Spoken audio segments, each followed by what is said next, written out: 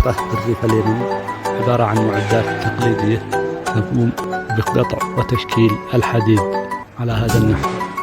تحتاج إلى مولد كهربائي بقوة عالية لتشغيل تلك الآلات.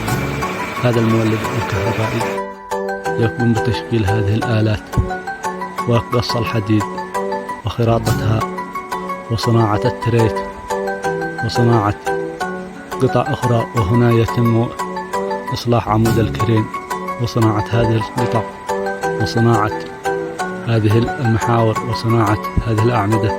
وهذا مثقاب يتم فيه ثقب أي نوع من الحديد. أما هذه الآلة فيعمل فيها 2 من الأشخاص يقوم بتعديل الحديد.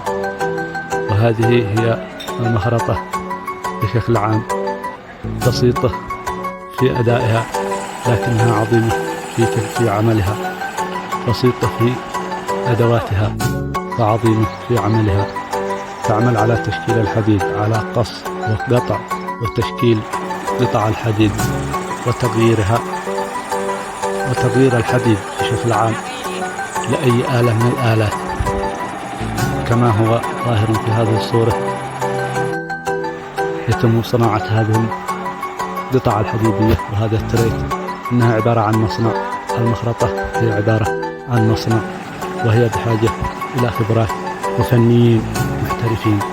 لما كانوا محترفين أكثر كانت صناعتهم أكثر، وبهذا يستطيع تشكيل وصناعة قطع كثيرة من الحديد وقطع غيار السيارات والآلات وتشكيلها وتلحيمها. هنا يتم عمل اللحام عند الفنيين وصناعة هذه القطع وفككتها وتشكيل قطع مثلها.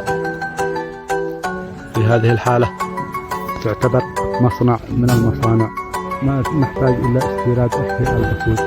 تستطيع هذه المخرطة صناعة جرافة بهذا الشكل الظاهر أمامكم على الصورة. صناعة الجرافات يتم داخل مخرطة، ما يبقى إلا استيراد أشياء البسيط.